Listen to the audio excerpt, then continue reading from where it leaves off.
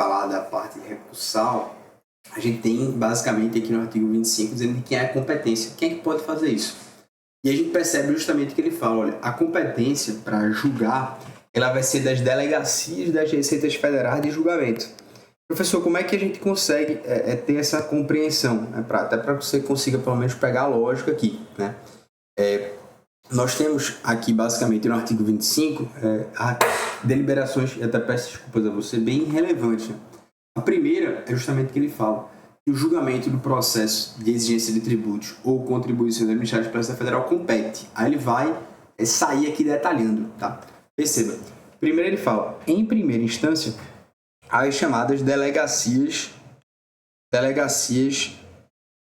da Receita Federal de Julgamento. Órgãos de deliberação interna e de natureza colegiada. Então, perceba, isso vai ser feito de maneira já colegiada, tá?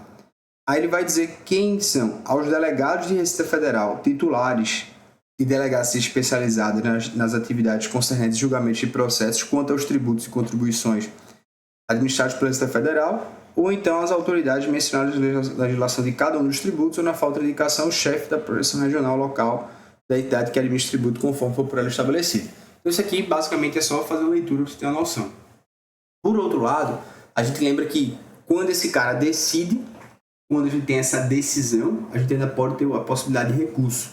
A possibilidade de recurso, ele está especialmente aqui a partir do artigo 33, né?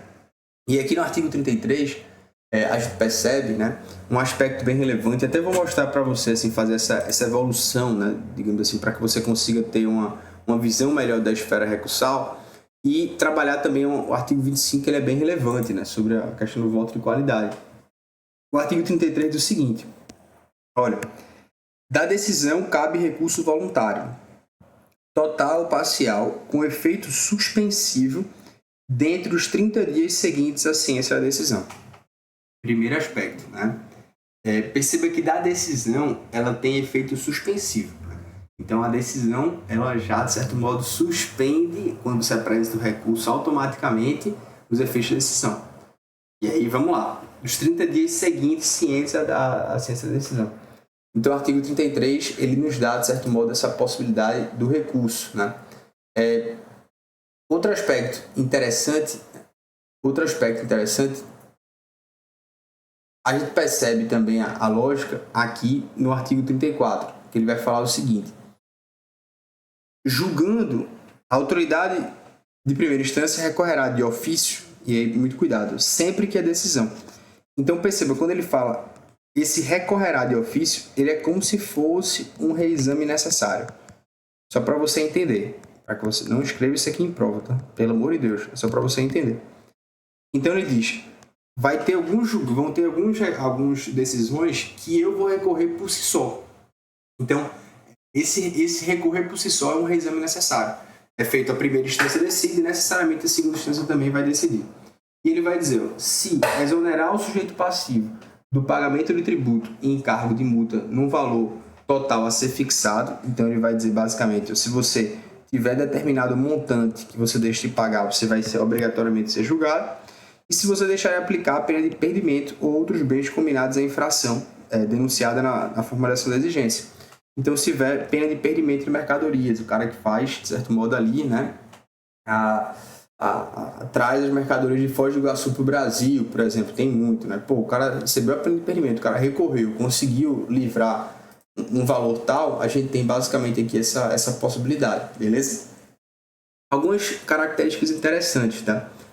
Basicamente, a gente tem uma portaria, né, que hoje ela está falando basicamente hoje em 2,5 milhões, tá? Até só para que você consiga ter basicamente, isso aqui vai ser sempre atualizado, mas esses valores, mas só para você ter uma noção.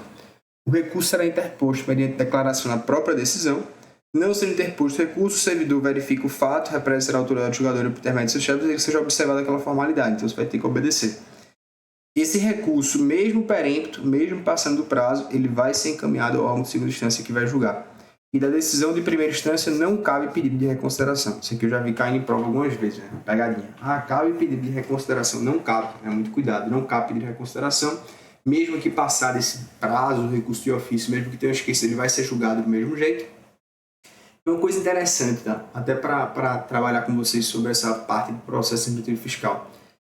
Lembre que no processo administrativo fiscal, como a gente tem a própria autotutela administrativa, né, não há nenhuma vedação ao que a gente chama de reformácio impégios, né? O que é a reformácio impégios? É você reformar para pior. É você piorar a situação da pessoa que solicitou algo. Então, no processo civil, isso existe de maneira muito clara, né? Eu entro com um processo porque eu sofri, sei lá, né? Eu bati no seu carro, você está me dizendo que eu tenho que pagar 5 mil reais a você, e aí o juiz me condena em 5 mil reais. Eu entro com recurso para dizer, olha, eu não bati no seu carro, não tenho que pagar esses 5 mil reais, não. E aí o juiz, ele não pode, portanto, julgar desfavorável ao meu recurso, ou seja, eu não vou dar provimento, vai continuar os 5 mil, vai dizer, não, você vai pagar 10. Por quê? Porque foi muito pior o que você fez. Né? Você não foi somente isso, ele descobriu lá que foi muito pior. Né?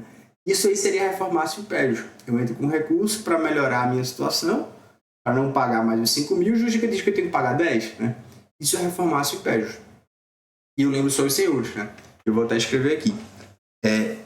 Nós não temos, basicamente, eu vou colocar aqui, não há vedação a reformácios impégios, tá? Então a gente pode ter, porque professor, com base na autotutela, direito administrativo, autotutela. Se a administração descobre vícios no crédito, podendo aumentar a exação, é possível, ainda que a impugnação seja somente de jeito passivo, ainda que ele impugne. Professor, para que a gente lembre disso aqui, e aí até vou voltar o zoom aqui, ó, para você lembrar. A gente tem aqui, ó, basicamente, quando você tem o recurso voluntário, se a pessoa apresenta voluntariamente, ou você pode ter o recurso de ofício, que foi esse hipótese que a gente mostrou aqui para vocês. E agora ele vai ser julgado pelo CAF. Né? E aí a gente tem basicamente esses dois tipos de julgamento pelo CAF. O recurso de ofício ele é feito quando a gente tem, de certo modo, mesmo que sem passar o prazo e tudo mais. Agora, o que é interessante destacar aqui para vocês, né, sobre esses aspectos relacionados, é justamente isso aqui, ó, senhores. Nós temos, durante muito tempo, algo chamado de voto de qualidade no CAF. Né? Ele está no artigo 25. Né? O CAF é o órgão de segunda instância, quando apresenta o recurso de segunda instância. Durante o artigo 25, ele diz basicamente o seguinte, ó, o julgamento do processo dos tributos administrados pela Polícia Federal compete, em segunda instância, é o que a gente chama de CAF, Conselho Administrativo de Recursos Fiscais, CAF. Aí ele vai dando as qualificações. É um órgão colegiado, é um órgão paritário, é um órgão que integra a estrutura do Ministério da Fazenda, que tem a atribuição de julgar o recurso de ofício ou o recurso voluntário da decisão de primeira instância. Beleza? Beleza. Bom, o que é que a gente tem aqui para que vocês percebam, tá? Sobre esse aspecto relacionados a esse artigo. Antigamente, esse artigo 25, parágrafo 9, né, desse decreto, decreto 70.235, ele previu o chamado voto de qualidade, que é justamente isso aqui. E esse voto de qualidade, ele dava, de certo modo, a ideia de dar um maior peso, de certo modo, um voto de Minerva, vamos dizer assim, ao chamado presidente do colegiado, né?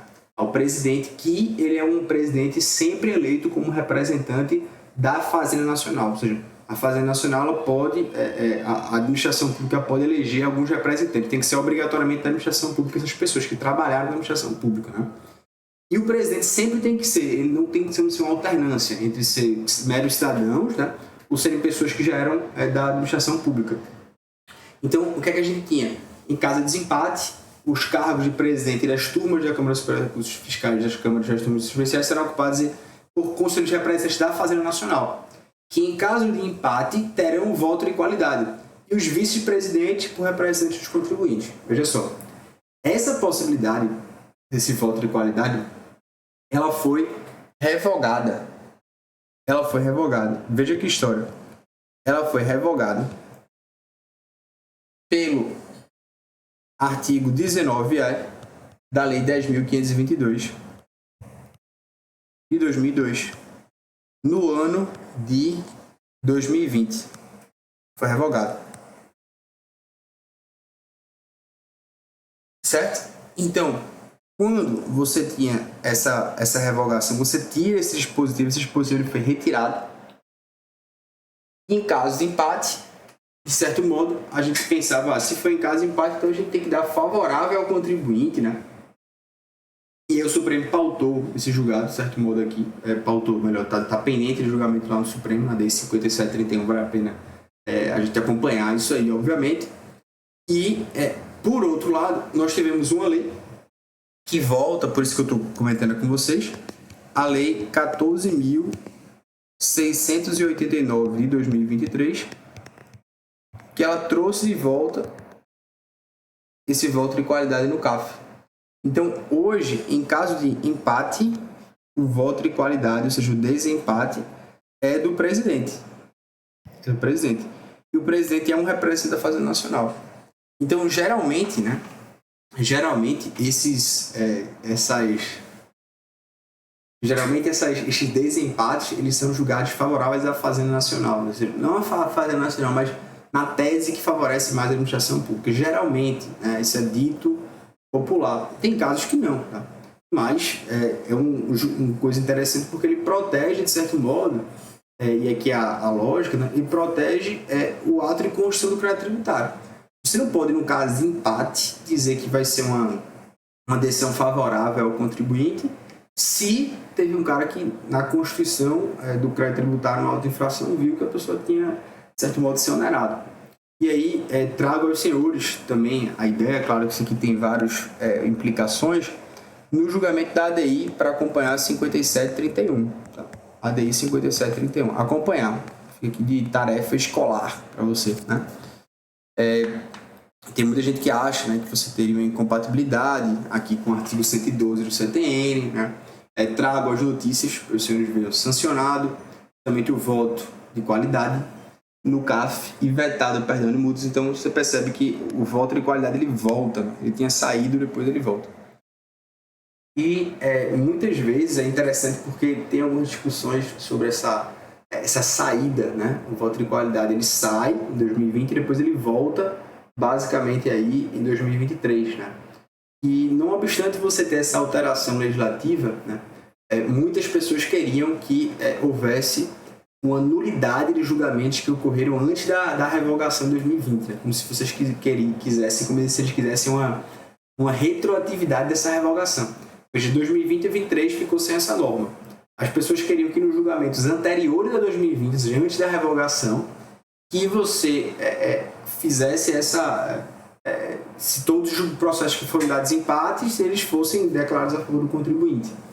E aí eu lembro que eu vi um julgado do TRF2, né, que ele falou há uma irretroatividade dessa nova disciplina do voto de qualidade. Por quê? Porque a gente está falando aqui de tempo de gente acta, né? Não é de outra coisa. O voto de qualidade, assim como o voto dos representantes do CAF, sejam eles representantes da Fazenda Nacional ou dos contribuintes, eles não podem ser qualificados como voto de representação. Então, eles devem estar vinculados ao interesse público, né? Eles têm que estar pautados pela legalidade, pela impessoalidade. Eles têm que afastar essa ideia de que os representantes decidem sempre a favor do fisco, né? Os representantes da Fazenda Nacional. E os representantes do contribuinte decidem sempre a favor do contribuinte. Essa não pode ser a lógica. E, inclusive, o regimento interno do CAF, ele até dispõe que os seus conselheiros eles devem exercer a sua função pautando-se por padrões éticos, né? Sobre imparcialidade, integridade, moralidade, decoro, né?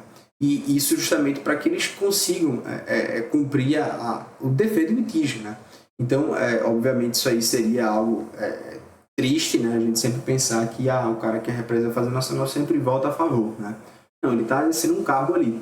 E aí, por isso, a gente lembra esse aspecto interessante, primeiro, da desnecessidade de retroagir esse entendimento, e segundo, o aspecto de você não vincular necessariamente a que as pessoas tenham que votar de maneira favorável, né? Só porque é representante da Fazenda Nacional. E aí a gente tem aqui, novamente, o aspecto, para que você veja, né? Antigamente, o artigo 25, ele previa esse voto de qualidade, de maior peso, que é o presidente do colegiado, que representa a Fazenda Nacional em caso de empate.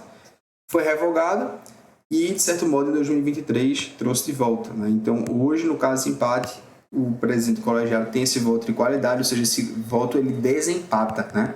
Então, é como se você tivesse assim, vamos lá, vamos dizer que a gente tem 2 para cá e 2 para lá.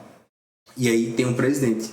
2 para cá e 2 para lá, o voto do presidente ele resolve tudo, digamos assim. Ou então, ainda que você tenha uma composição paritária, o voto do presidente vale mais, tá? Queridos amigos, como é que funciona essa questão do recurso especial à Câmara Superior de Recursos Financeiros, tá? Ele diz o seguinte, no artigo 37, melhor dizendo. Recurso especial à Câmara Superior de Recursos Financeiros. O julgamento do CAF, conforme dispuser o regimento interno. Aí ele diz, cabe recurso especial à Câmara Superior de Recursos Fiscais no prazo de 15 dias da ciência do acórdão interessado. Então perceba que ele diz assim, de decisão que dê à lei tributária interpretação divergente da que tenha dado outra Câmara, turma especial ou própria Câmara Superior de Recursos Fiscais.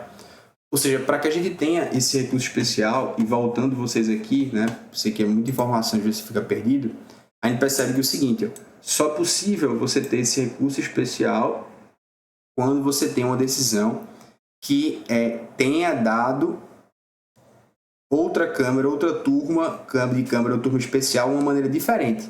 Se não for uma decisão divergente, simplesmente há um trânsito julgado. Agora, se for uma decisão divergente, né, se for uma decisão que tenha, de certo modo, alguém já se pronunciado, você não tem, basicamente, essa obrigatoriedade de fazer com que haja essa possibilidade de você... há essa possibilidade, melhor dizendo, de ter por recurso especial. Beleza? Show de bola. Professor, um aprofundamento aqui, né?